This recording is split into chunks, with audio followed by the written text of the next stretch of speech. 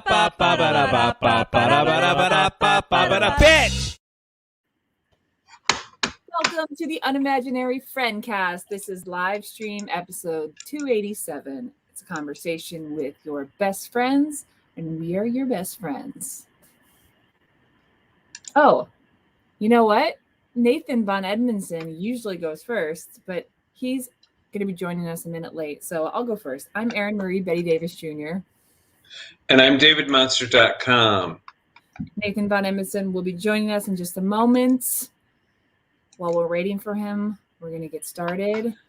But if you haven't checked out our Patreon yet, please do that. It's patreon.com/unimaginaryfriend. We got some really awesome merch. Should I show it to them? Yeah, there's all different tiers you can sign up for. So if you just want to test the waters and do something small. Hey, it's a dog with a piece of pizza in his mouth. You can get this awesome sticker. You can get the shirt about cockroaches and lima beans. You can get a bitch bag. And who doesn't? You know what? What kind of a psychopath does not have a bitch bag? I don't have one yet. I need to sign up. So you're a psychopath. And best of all, you can get this exclusive David Monster Not Human mug to sip your afternoon coffee out of. Have you ever seen anything more beautiful than that? It is gorgeous. It's just gorgeous. David. And another thing, if you haven't noticed, go to our Instagram page. Or I know this is sounding very pluggy right now, but you will benefit from this, I promise. Instagram.com/unimaginaryfriend or the same on Facebook. We are undertaking a new social media venture, and that is social media takeovers, where one of us, we switch off which week, takes over our social media and just post whatever the hell we want. So we started last week. It was David's. If you want to go back, you'll definitely see them and be like, that's David's week. I started on Monday, so I'm working my way through this week, and Nathan will start on Monday of next week, and we're going to just keep cycling through. So definitely follow us. We'd love to have your input on all the crazy shit that's going up now. So it's a party. It's a party online. It's a party. Yeah. Anywho, so tonight we're going to be celebrating a legend who had a monster career in entertainment, and that is Betty White. And when I say monster career, I mean monster career. She basically worked for 100 years in entertainment, and I honestly was completely blown away while I was doing my research with everything she's done and all the accolades she has. There was so much I never knew, and I fell in love with her when she was Rose Nyland on the Golden Girls. But there was so much more to Betty White than I ever knew. So we're going to be doing that. Nathan von Edmondson just joined us. Hey, Nathan. Hello, everyone. You didn't miss too much. I just introduced the episode. We talked about Patreon. And we talked about how we're doing Instagram takeovers now. Sounds good. Yeah. If you're watching the live stream, I'm channeling a little bit of my Betty White right now. If you're not watching, you might never know what that means. Moving on. Who's got news? Are we moving on? I've got news. Okay. Wait. I've got breaking news, David. Wait, I got to do my news so our listeners can listen and then decide. Well, then get with it. Okay. Number one is COVID is so basic. Yes. I discourage you from that because it's not that exciting. Number two is Kim Kardashian crack up for the 10th week in a row. Number 3 is the internet was so wrong about Paris Hilton. And number 4 is David Monster filthy side stories. All right. Everyone can vote on what you want to hear. So listeners, I say it before they do their news so you can vote. We always have to remind you. So vote on what you want to hear. Okay, do your news, guys. Stop scolding our listeners. Go ahead. Erin, stop scolding David. All right, my news is about, exactly 10 days ago, we started the 10-day diet detox by Dr. Mark Hyman. And Hyman? We've decided. I'm glad that's what you took away from that, David. Is that going to be a meme for the show? Hyman? Question mark. I hope so. David Monster. So detox, I think, is a misleading. We agree is a misleading word. Because it really isn't a well, I mean, I guess whatever. Who cares what a detox is? Basically, you just spend 10 days not eating processed foods, sugar, like additional sugar, gluten, dairy, caffeine, alcohol. That's it. And that sounds like a lot, but we had the most beautifully rich diet over the last 10 days. I was pretty amazed. Yeah, we had some really great meals. We've eaten a lot of his recipes in the past, so we're familiar with some of his food. And it's just basically whole foods, real foods, non-processed foods. Yeah. And so we've done it for 10 days. And tonight, later, we're going to do our weigh-in, see if we lost any weight, see if we lost any inches. And I don't know, I feel surprisingly good. Basically, there was very limited snacking. We're really big fans of late night snacking, so not doing that has been an adjustment. Yeah, but for sure. Yeah. Have you felt any? Well, I've been weighing myself every day, and I've lost weight. And Nathan looks different, so I think we both lost some weight. Yeah, so I did weigh myself a little bit ago, but I want to wait until till the whole 10 days are done. So we'll blow the results off the next episode. Yeah. Wow. And do you guys like it or no?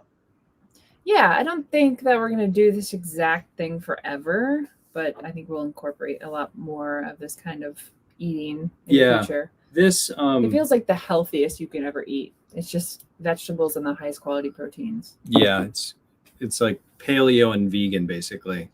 And this is very strict what we're doing right now. So there would be a little bit more leeway with some foods later on. But we're actually going to reintroduce dairy and reintroduce gluten. So that's pretty exciting to see if we have any reactions to those foods, because we've never not eaten them for this long to know.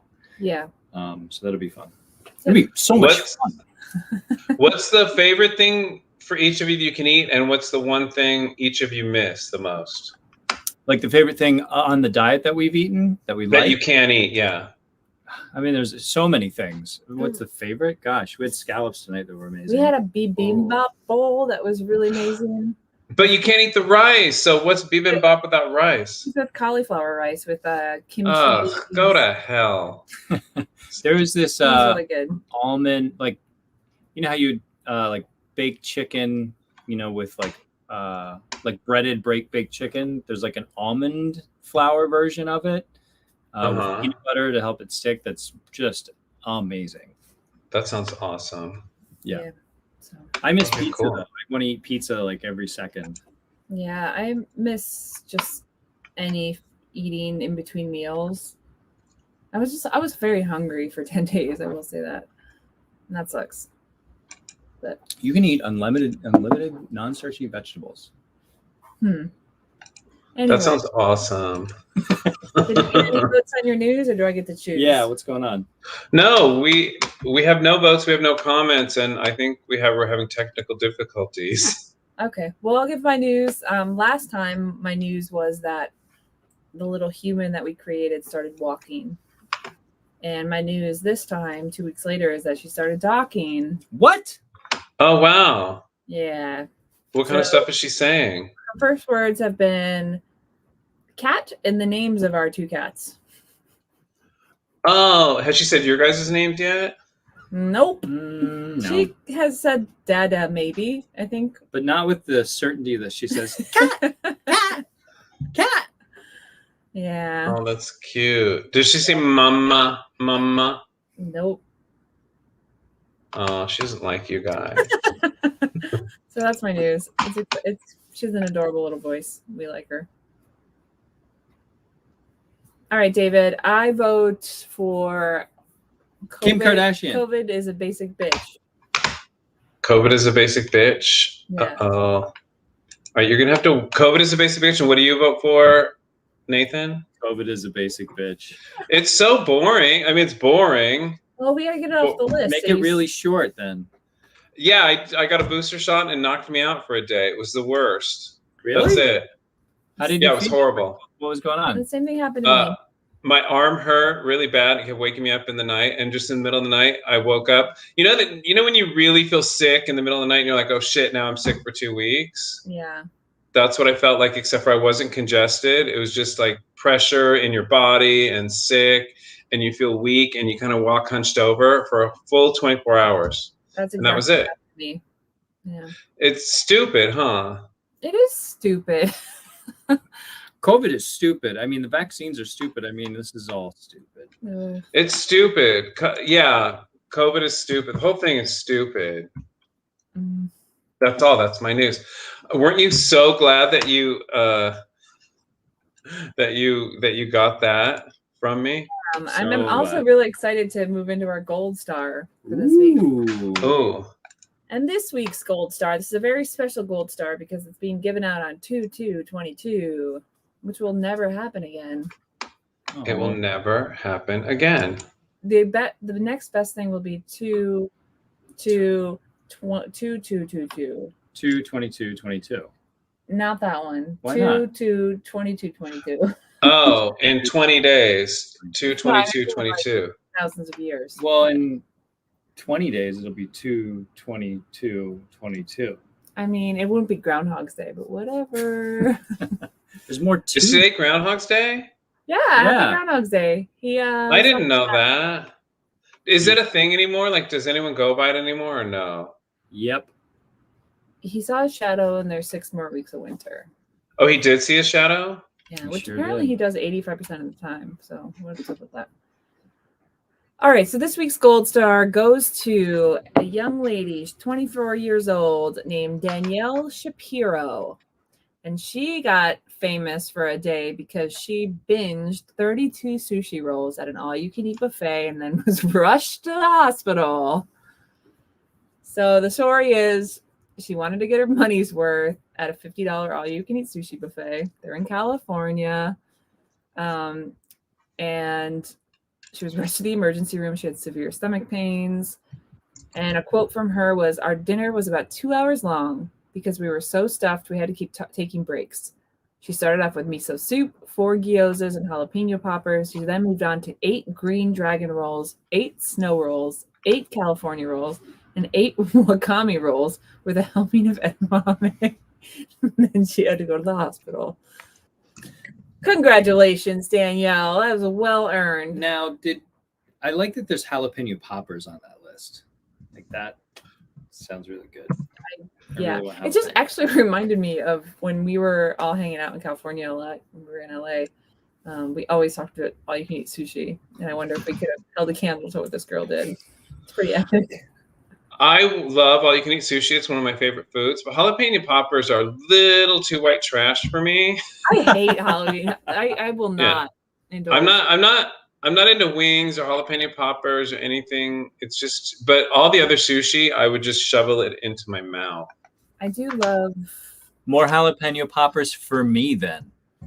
Yeah, you can have them all. Well, I want to try them because every once in a while, when Japanese restaurants do something American-ish, it's really good. When they put their twist on it, it can be really fucking good, right? Can be. Sure. All right. So it sounds like one of our audience members is very hungry and also agreed that woman is his idol. Thank you for that comment, listener. Yeah, to find out who the listener is, you have to watch the video. If you're not watching the live streams, you're getting less than half the story. Uh-oh. Speaking of the story, let's get into the main story. The way this is going to work is I'm going to go through some of the most interesting things I learned about Betty White chronologically. So we'll start in the early years. And we'll do as many as you're interested in hearing. So just tell me when you get bored. I'm bored. She died on New Year's Eve 2021, the end. Yeah. Bye. Oh, she actually died on New Year's Eve? Do you know what time she died? I don't. I'm sorry. I didn't think you would ask that question. What was the question, David? What time she died? Because I know she died on that day, but what time did she die? I don't know. Find know. out for us. Yeah. I don't. Oh, so you want me to look it up? Okay, keep going. Okay. So Betty White was in high school when she first was in a play. I think she wrote the play. She was also the lead, and then just discovered that's what she wanted to do. She thought she was going to be an opera singer. She was trained, and she would like sing songs and plays, but ultimately entertainment, or Hollywood was her calling rather. So she actually made her television debut while she was in high school. She did her first commercial. That was her first paying job, was for a margarine commercial. It was all when she was in high school. And originally, like if she wasn't able to be a singer, she's going to be a zookeeper. She's huge into animals, loves animals. Should I talk about her in the past tense? Yeah, I think so. Do it. Try in the present tense, and let's see how that sounds. See what feels right from the heart. So that was what, 1939. She was basically 100 when she died. So she was in high school back in 1930s, and she wanted to be a park ranger, a zookeeper, or something like that. And she was told that girls were not allowed to be forest rangers back then. So she was not able to do that. But you'll see, like, life kind of comes full circle for her later on in life. One thing I never knew, she never had any acting lessons. She was not into it. Just felt like it wasn't right for her. And by the 1940s, like she already had the Betty White show. Wow. In the 40s? I thought it was in 50, 52. So she had there was multiple iterations of the Betty White show. But that was the late 1940s. And she became co-host of another show in 1949, and in 1951. So she hadn't been on television that long. She was nominated for her first Emmy. Never mind. Forget it. Sorry. What? It looked like she started on radio. She had a radio show initially. How about you don't read my notes? Sorry. Let me. Well, you guys are fighting. I just want to say that a doctor, a well-known, prestigious doctor, is excited about this episode. Dr. Anna Banana wrote this. Very excited. Well, Nathan's going to correct me if I get anything wrong. Nope, so. I'm gonna look. I'm just going to look at myself on the live stream. And Betty White died around 9:30 a.m. Oh. It's early. So anyway, she hosted the Betty White show until the mid-50s. And at that time, she was the first woman to produce a sitcom in the United States. It was called Life with Elizabeth. And that ran for about 2 years. So she's the first woman to do that, which is pretty crazy. And then you've also heard a story in 1954 where she was getting pressure to remove a black dancer, tap dancer. His name is Arthur Duncan, from her show. And she was like, fuck you guys, he stays. Which was huge for that time. That was in the 50s. Yeah, especially for a white woman, yeah. So that's pretty incredible. We have a comment here. So did you know that Chuck, our friend, maybe you should read it because I think that's your friend. Yeah. So did you know that Chuck, our friend from high school, who I don't want to say his last name because of the internet, spent the night at the people's house who owned Punxsutawney Phil? Just a cool little note. I did not know that. And I don't know anything that says. I have no idea what this person's talking about. Does anyone know how long groundhogs last? Has it been the same groundhog for 137 years? No, I bet they last 8 years maybe. Punxsutawney Phil is a groundhog. So he must have stayed at the house where Punxsutawney Phil is kept. Ooh, I wonder if they had a slumber party. I wonder if that was during was that during a choir competition? I bet potentially. That's a question for our listener. Wow. So wait, is that in Philadelphia or Pittsburgh? No, Pennsylvania. It's in the middle of the state somewhere, right? Yes. A lot of shit happens in Pennsylvania. People don't realize. It's the Keystone State, baby. And wait a minute. Sorry, Betty. But Betty would want us to talk about this. I still don't get the groundhog thing. It sees its shadow. What? So it lives in people's houses, but if it sees its shadow, then it gets scared. What are we talking about? David, if you try to make sense out of it, you're going to drive yourself crazy. Yeah. Okay. Yes. Well, because we were taught about it in school, and we never really got the answer. It just doesn't make any sense. It makes no sense. It's a perfect day to drink for 24 hours. All right. We go there and do, apparently, right? And eat been. groundhog. I actually looked into going this year because I thought it would be fun to go to Cora, but they said no children because it's a huge drinking event. So Oh, how far is it from you guys' house? I think 3.5 hours from here. Oh my God! But wait a minute. Is it in the same town that movie was filmed in? They used a different town. Then they called it Punxsutawney. I think it was still in Pennsylvania though, where they shot. But it's still similar. That it's cute like that, like a cute little town. I'm sure. I'll go. But yeah. I'll go. Okay, sorry. Keep going. So we're into the 60s. So Betty started doing game shows and nighttime talk shows. She did her first feature film in 1962. She had 3 different husbands. But Betty. I know. But I'll just talk about the love of her life, which is the final one she married in 63. He was they met on the set of one of the game shows that he hosted, and they stayed married until he passed away in 1981. And so he was her 3rd husband, and one of her previous husbands, I don't know if it was her first or her second, basically told her that he wanted her to stop working and focus on a more traditional family life, but she said she chose career over a husband and never looked back. She said, he didn't want me to be in show business. When you have a calling, you have to follow it. So I made the choice, blew the marriage, and I've never regretted it. Okay. We have a question from Mary Shelby. She says, do they not have Groundhog's Day in LA? They do, but we don't hear about it. Like, you just hear about it in passing. Like, oh, it's Groundhog's Day. Like, and even like three days later, somebody will say like, oh, it's 3 more weeks of winter. Like Groundhog, like we don't hear about it. It's not in the news. It's only taught to kids, and then we forget about it. Like, is it a big deal out in Pennsylvania still? Like, is it something people talk about? It's nationally recognized, so I think it's a bigger deal here because we can claim it as our own in Pennsylvania. Oh, okay. Even like the Today Show did a segment on it, so it is national news. That's true. It's a national holiday. But when you guys lived here, it's not anything anyone talks about, right? Not really. I mean, you talk about Bill Murray more than anything. Yeah. So I'm sorry. Keep going. Continue. Please, I want more Betty. All right. We're in 1966. Betty turned down the offer to host NBC's Today Show because she didn't want to move to New York. So guess who took over?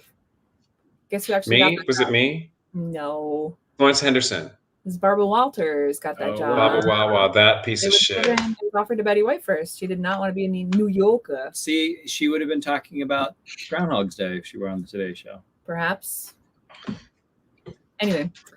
So she was on a ton of different shows all throughout the 70s. She was on the Carol Burnett Show, The Tonight Show, Johnny Carson. Like, I'm not even going to read them all. She was literally on every single It's interesting to me. It seems like there was a lot of like talk shows over the years. I think there were a lot more back then. It just seemed, I guess, like they didn't have as much produced content. So there's a lot of live TV, a lot of like. I don't know if there was more, but there was only, you got to remember, there was only 3 channels. Right. That was it. There was the Merv Griffin Show, the Mike Douglas Show, the Virginia Graham Show, and the Dinah Shore Show. And they were all kind of the same format as Ellen. David, do you remember, since you're 80 something, do you remember the Pet Set? The Pet Set? Yeah, it was in 1971. Betty White hosted it. It was a talk show for pets. And no, it probably just came and went really fast. It's for like pets and their celebrity owners. I'd like to watch an episode of that. I'd be curious, yeah. Yeah, I'm sure it's on YouTube. Can I say, though, having lived through it, and I'm sure Mary Shelby will back me up, we knew Betty White as a game show queen. Like, she was literally on every game show. She was always on Password that was hosted by Alan Funt. We knew she had a sitcom in the 50s, but she was game show queen. Go ahead, yeah. She met her husband on Password. Yeah, and she did all that. She was on Match Game. You got to see the Match Game is on YouTube. Have you guys ever seen Match Game from the 70s? No. She's risque. She was risque. Blah, blah. Go ahead. So I didn't know this. She hosted the Macy's Thanksgiving Day Parade from 63 to 72, almost 10 years. She was the host. She did? I didn't know this. So she would go to New York, but she doesn't want to live in New York. I guess so. Yeah, exactly. In the 70s, she was on the Mary Tyler Moore Show as Sue Ann. Wait a minute. Don't say it like that. Why? Because it was a big deal. It was a big deal. Because it was like the comeback, the resurrection of Betty White. People were really, it was like. How did I say it? It was like. Was I being dismissive? Well, because you're like, then in this. Anyways, keep going. Sorry. Keep going. I just have a lot to get through. So, Yeah. In 1975 and 6, she won 2 back-to-back Emmys for that show. So it was a big deal, David. Yeah, because it was like, let me put it in everybody's context. Like, what's the biggest sitcom right now? I don't even know. Big Bang Theory? I mean, that's over. Oh, yeah, that is over. That was most recently the biggest sitcom. Or let's say the Big Bang Theory. It's like the Big Bang Theory is a hit, and it's been going on a couple of years, and then all of a sudden, like, who's a star that you wouldn't expect on the, like, Jennifer Aniston is joining the Big Bang Theory. It was like that, but go ahead. But not even, not even like that at all. But go ahead. Okay. So if you remember, Betty White was a huge animal person, wanted to be a zookeeper or whatever. She did a ton of work with the LA Zoo and became a member of their board in 74. And in 77, she had her 4th sitcom, which was also titled The Betty White Show. So that came back. Wah, wah. In 83, Betty became the first and only woman to win a Daytime Emmy Award. And that was the first woman to win a Daytime Emmy Award? That doesn't make any sense. I don't understand. Game show host for the show Just Men. Do you remember that? Oh, no, I don't know that one at all. And of course, now we're getting into my years. 1985, the year I was born. Betty debuted as Rose Nyland for the Golden Girls. Golden Girls. That's my big deal. That's why I love it. She said, wait, so it premiered the same year you were born? Yeah, we are just kindred spirits. That's prodigious. Is that the right word? Prodigious? Sure. She said that when she read the pilot, she said, quote, "It was a wonderful script. You read so many bad scripts. For every good script, you read 10 bad ones. And this one was a knockout. It really was." And if you didn't know, she was actually offered the role of Blanche. The sexy one? The sexy one. Yes, but do you know why? Do you guys want the whole backstory to this? Because I'll give it to you. Lay it out. Give it to us. Well, because you guys have never seen the Mary Tyler Moore Show, have you? I've seen maybe an episode or two when I was very young.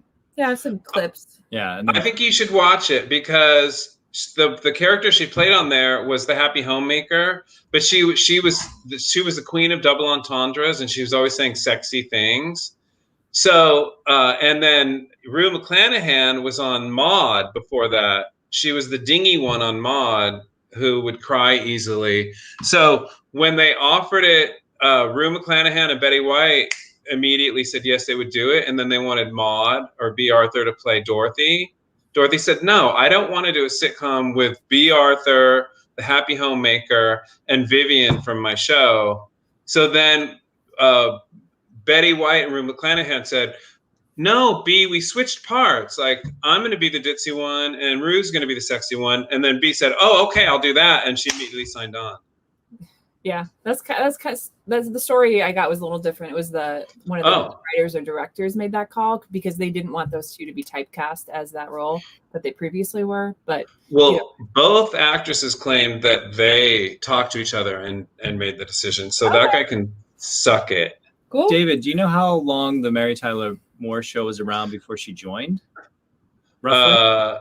It was 2 or 3 seasons. Okay, so it was in existence for a while then. Yeah, the Mary Tyler Moore Show ran from 70 to 77, and she joined in the 72-73 season.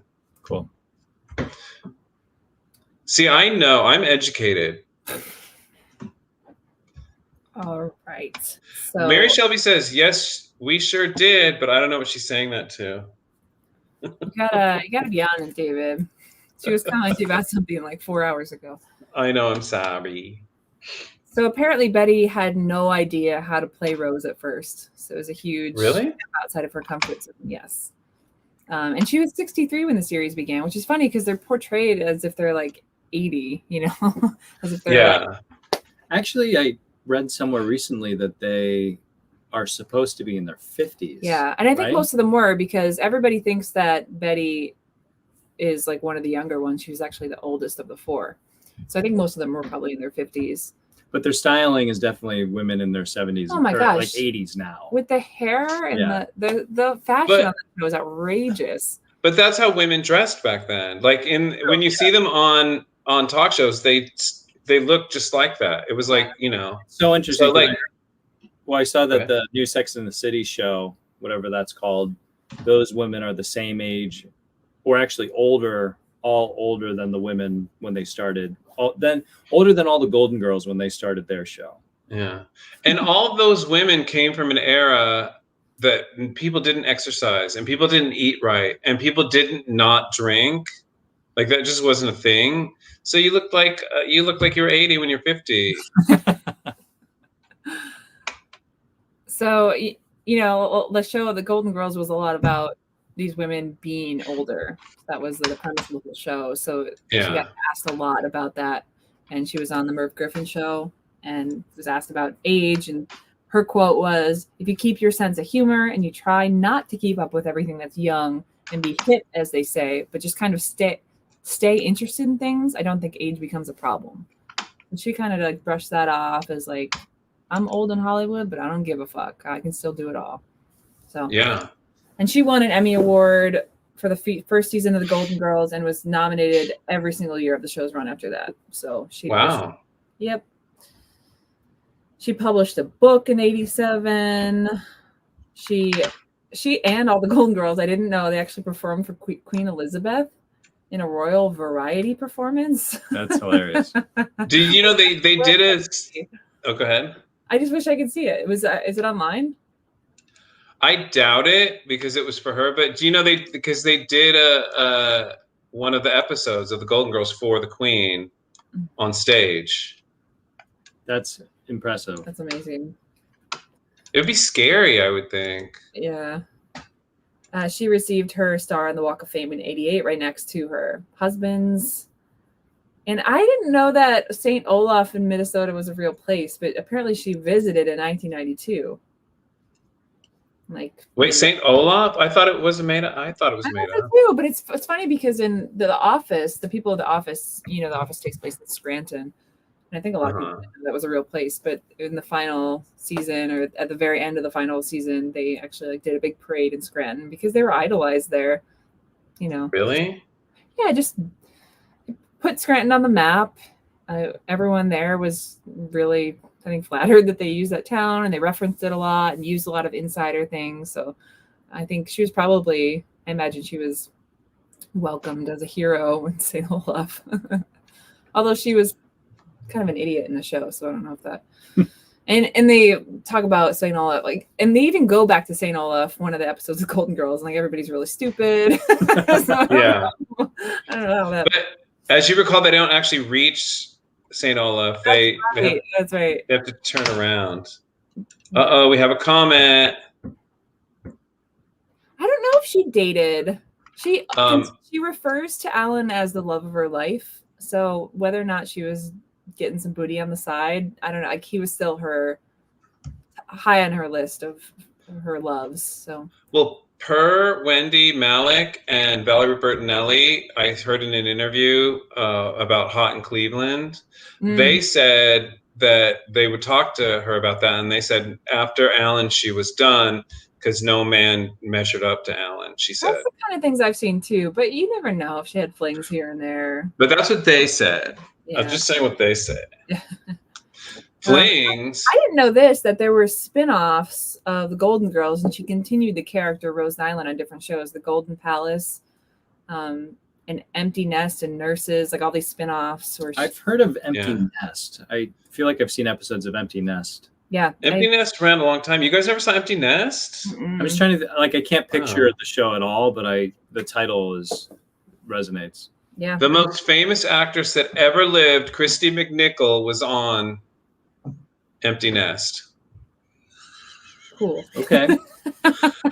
Everybody who knows is laughing right now. You guys don't know. You have no idea who Christy McNichol is, do you? Nope.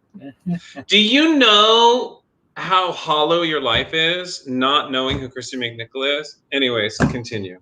Do you know how hollow your life is not knowing what Wordle is? Is that what it is? Wait, you said it was stupid before we went on the air. I was just trying to bring something relevant and cool that you wouldn't know about now, but I don't even know about it. So it backfired. All right. So she continued to guest star on other shows like Suddenly Susan. She's kept racking up Emmy nominations. She was inducted into the Television Academy Hall of Fame in '95 with Dick Van Dyke. And she was even in a horror film in '99, Lake Placid, which I've seen and I didn't even realize it was her. She has a pivotal role in that. Yeah, I need to rewatch it now. Yeah. Is that the one where she feeds the cows? She feeds the cows to the monster or whatever? Don't ruin the plot, David. Actually, we have a comment from a listener. I did read this, that she claims to have had a huge crush on Robert Redford. Yeah, she had some quotes about like wanting to. She did, and her character would talk about it all the time on the Mary Tyler Moore Show. Yeah. So she was like throughout all this entertainment stuff, she was continuing in the back to do all kinds of work with zoos and with animal rights and animals. And so in 2004, she met Coco the gorilla, and she was on the board of directors for the Gorilla Foundation. So that was a big thing. Remember Coco? Yeah. Coco was the one with the kitten and then knew sign language. Yeah. Coco was pretty intense. Didn't Coco just pass away within the last several years? Yeah, that sounds familiar. Anyway. She, throughout, in the later years, she was doing Boston Legal, The Practice, Bold and Beautiful, you name it. I'm not going to read everything. She was a big supporter of the Morris Animal Foundation, and she sponsored more than 30 animal health studies to improve the health of cats, dogs, horses, and different species of wildlife, like sea otters, mountain gorillas. So she was huge into all that. She was honored by the Television Academy in 2008 and celebrated 60 years in television, which is like laughable because she's basically worked for what, 12 years, 14 years after that. Like she never stopped working. Yeah. Yeah. 2009 was Nathan and my favorite guilty pleasure, The Proposal, which we watch every time it's on TV, which is basically every day. Pretty much. What's up, David? Can I say something? She definitely stole that movie, I feel like. What do you like? She was the best one in The Proposal? Oh, yeah. I like the other two. I like the two leads. Yeah. So I think that was a good cast overall. I mean, yeah, I generally like Sandy. Ryan Reynolds, I could take or leave, but the mother, like, what's her name? Mary Steenburgen, you could just throw her off a cliff. Like to put her in a movie next to Betty White, it's like, you might as well just have a rock sitting there. Sorry, go ahead. Quote from Betty White: "My life is divided absolutely in half. Half is my animal work and half is show business. I have to stay in show business to pay for my animal charity work." What a gem. Come on. What a gem. Much better of a person than that. Although she did love acting. She did. So she can't act like she's doing it selflessly, but go ahead. Yeah, that's true. In 2009, she was honored as a Disney legend at one of the expos in Disney. Wait, why is she a Disney legend? Did she do any Disney? Disney owns everything. Stuff? I don't know. Yeah, I can't think of her in any Disney anything. She said that her favorite curse word is son of a bitch. She got a SAG award for Hot in Cleveland. And in 2010, she was 88 at the time. She became the oldest person to host SNL. And do you know how?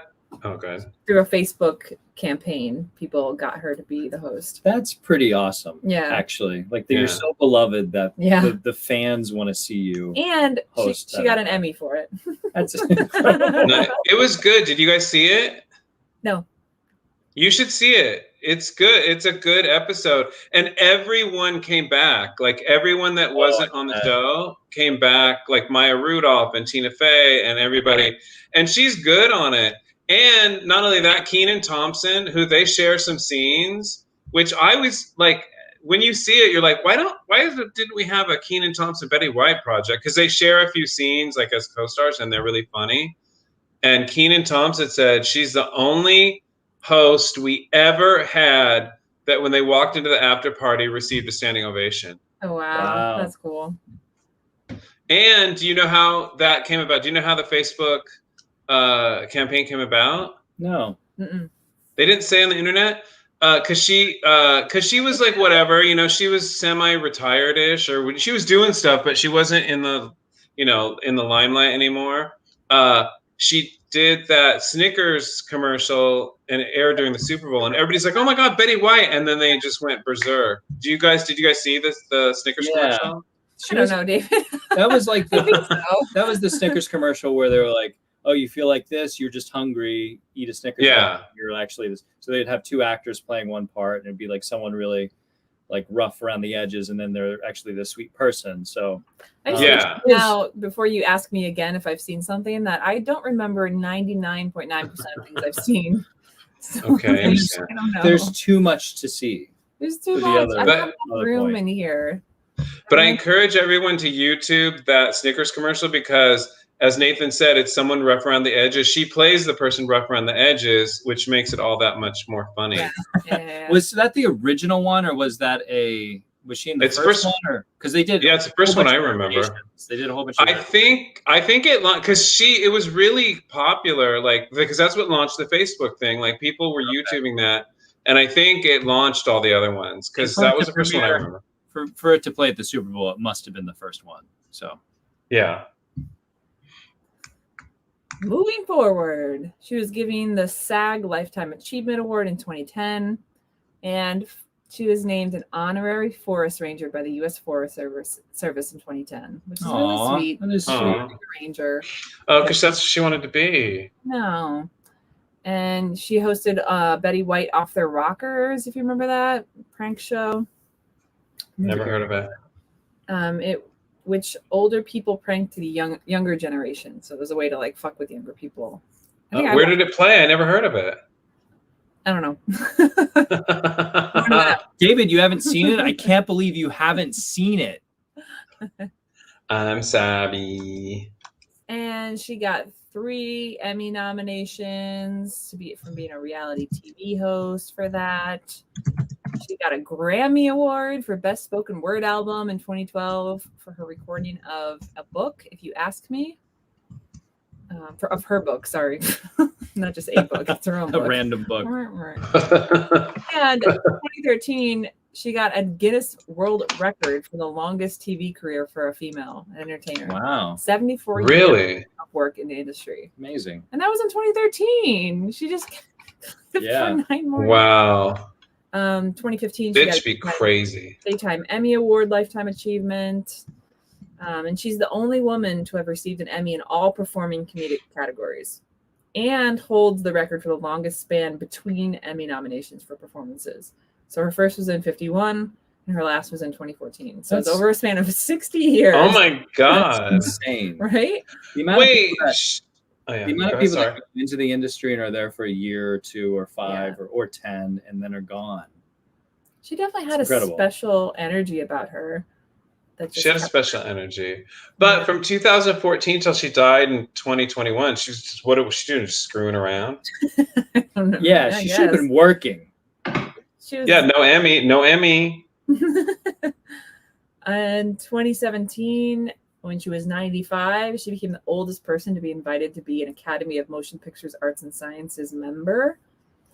Wow. She created the Betty White Wildlife Fund, which provided $1 million supporting rescue, rehab, and release of animals after all the wildfires in Australia. Oh. I know. There was a TV special about her career, actually, that called Celebrating Betty White on NBC that apparently came out on the 31st, a couple days ago. So I'd really like to check that out. Yeah. And I just have like a couple more like funny things about her. So when she was asked what she attributed her long life to, she said vodka and hot dogs, probably in that order. That's Wendie, Malick, and Valerie Bertinelli said every day for lunch she had a hot dog. Oh my God. You know what? Like I read that. I was doing some research and I read that. And I was like, what the fuck? So I just spent 10 days eating vegetables when like this woman can eat hot dogs every day and have this long, healthy, wonderful life. But she was like living her career that she loved, and doing charity work that she loved, and she just was like, just obviously a very optimistic, sparkling person.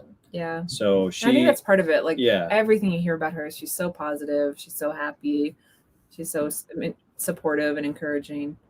One of her co-stars from Hot in Cleveland made a quote about her snacking habits, saying she eats red vines, hot dogs, French fries, and Diet Coke. If that's key, maybe she's preserved because of all the preservatives. I know. She loves dogs and gorillas and cats, but she don't like pigs that much. Well, she likes to eat them. Somebody else said she eats red licorice like ridiculously a lot. She seems to exist on hot dogs and French fries. That's amazing. And she basically lived to 100. So it's incredible. Go Betty White. That's all I got. I have a couple of facts. Do you want to hear them? Sure. Yes. Okay. Who's older if they would have lived? Betty White or Anne Frank? Betty White. Betty White's older. Oh, Who's older if he would have lived? Martin Luther King Jr. or Betty White? Betty White's older. Betty White. Betty White. Who's older if she would have lived? Marilyn Monroe or Betty White? Betty White. Betty White. So she's the oldest person that's ever lived. She's the oldest person that's ever lived. Yeah. Wow. Crazy. But it's weird because you just think of those people to being from the away from the past. I've got one. That's true, though. Actually, she brings them. Like, imagine if they didn't die early, like they did. They could have still been Alice. I mean, imagine how different the world would be if we had those people. For sure. Yeah. That kind of blows my mind. Bruce Lee. Yes. JFK Jr. JFK. Yeah. Well, JFK, come on, JFK. Go ahead, yeah. Lincoln. Abe Lincoln. Yeah, he was older than Abe Lincoln, that son of a bitch. So who had more Emmy nominations, Betty White or Jesus Christ? Betty White. That'd be interesting. Well, because there's a lot of religious shows. I wonder if they get Emmy nominated at all. But yeah, as a person, she got more. Yeah, he was really slacking, I think, in his career. He was a real son of a bitch. Okay, I have the one dark. There's one negative thing. Wait. Are you gonna ruin her legacy right now? I couldn't find anything bad about her, so I'm curious what you have. Well, no, I mean, it's something she admitted. Do you guys want to hear it, or should we just not do it? Yeah, do it. What is it? Before you do, I'll just point out that she does have a dark mark in her creative history, which is the chanting fire scene in The Proposal. Nathan doesn't like that.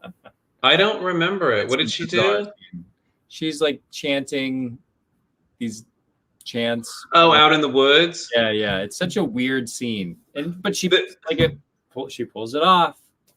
But yeah, that's what I was gonna say. Like, you have to blame the writers because she's a pro. Like, she went and did it, and she committed to it. Yeah, she commits to it. All right. I encourage you guys, if you've never seen it, I encourage you to see the Mary Tyler Moore Show with Betty White, because that's kind of what cemented her in the American consciousness. Like, and it's funny. She's really funny. And it's funny because you'll see, like, it's funny to see her more Blanche than Rose. Yeah.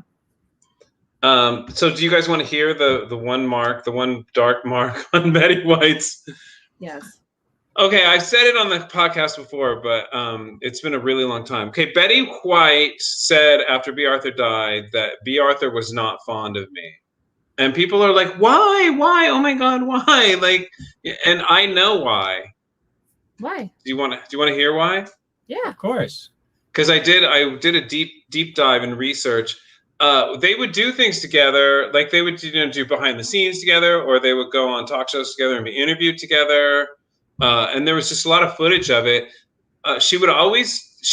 Betty White teased everybody. Like you see when you watched her, all the game shows she's on, she would tease everybody. She would tease her husband, Alan Ludden. She would tease the other celebrities. She would tease the contestants. She was a big teaser and joker. Well, she did it to B. Arthur on everything, and B. Arthur would like roll her eyes and like turn away, but Betty White would not pick up on it, and she would keep doing it. So you see it on B. Arthur's face. She's like, God, someone and she wouldn't say anything. She's on TV. Anyways, That's why. That's why B. Arthur was not fond of Betty White. Yeah, B. Arthur was a bad sport. It doesn't seem like. Oh, she probably was, but that's why. I'm just saying that's why. B. Arthur probably was, but also, haven't you guys been teased beyond the point where you find it funny? You get annoyed with that person. We've all had it. Sounds like you have, David. You've never had that. You have brothers, and you've never had that. Everyone has that. My recollection though is that B. Arthur was kind of like hard to work with. Like she was grumpy. Yeah. Is that true? Don't say that. No, they know, because her co-star said she was never hard to work with. She was very professional, but she was grumpy. She was a grumpy person, but she was very professional. That's the one thing all of the Golden Girls said about each other. Even B. Arthur said that about Betty White. They were all very professional. Yeah, well, and they all were really close too. Like Betty White had a quote like, "Going to work on the Golden Girls was like going over to see family." Like she genuinely loved them all. I have a very early memory of watching B. Arthur being interviewed on Donahue. Talk show Donahue, Phil Donahue. And it was the first time I was like, is that a man dressed as a woman? That is so fucked up. You are so canceled. It's not even funny. Well, I had no idea what,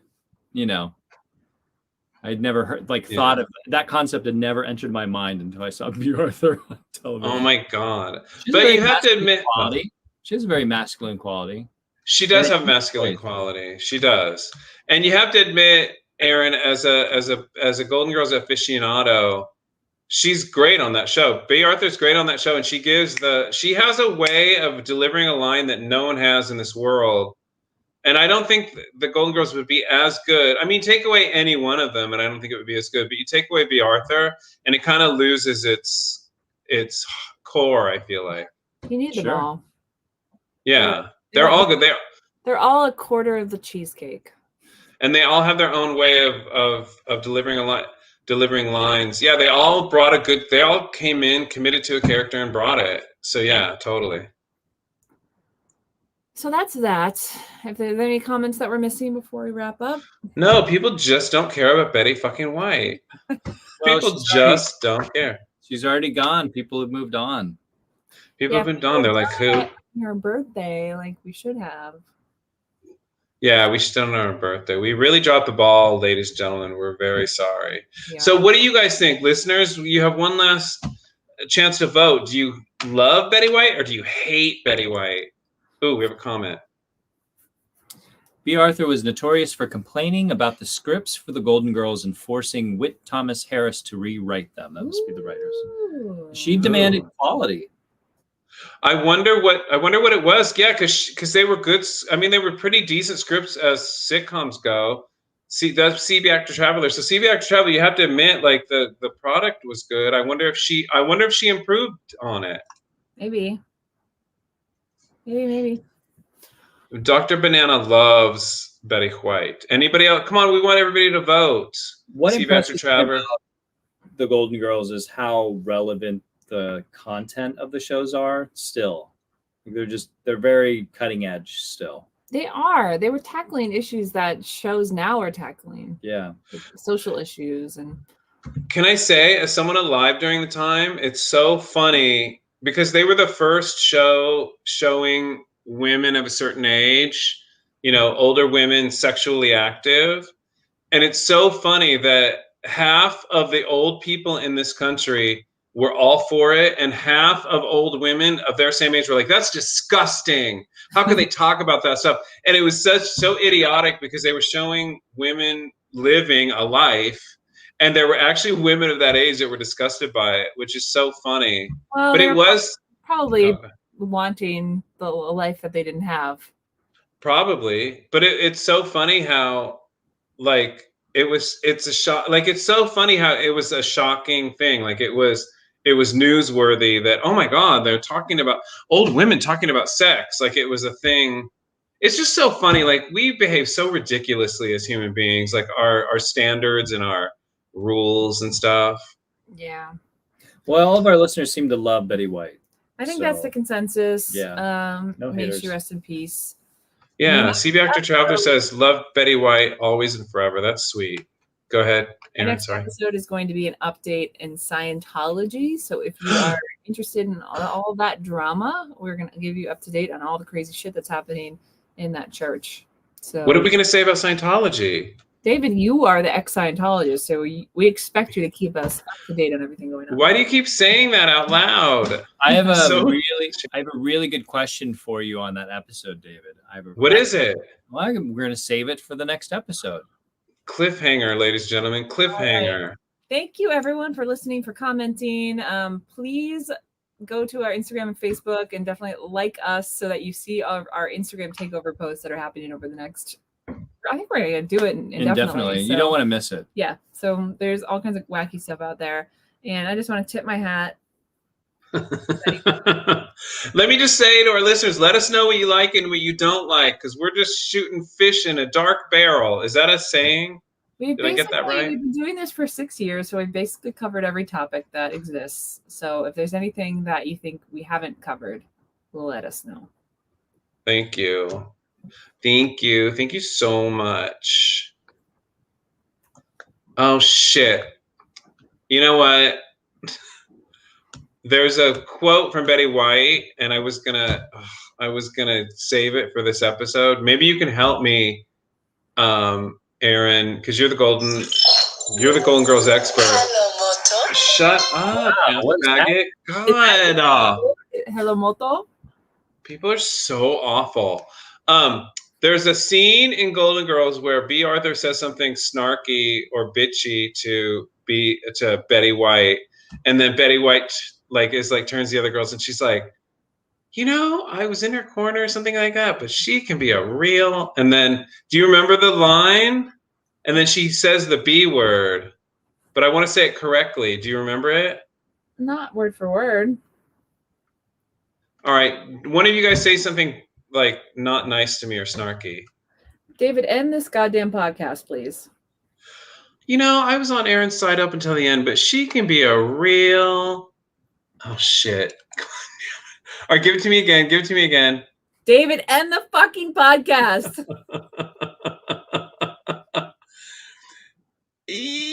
God, life is so hard. You have no idea how hard it is to be the producer of this show.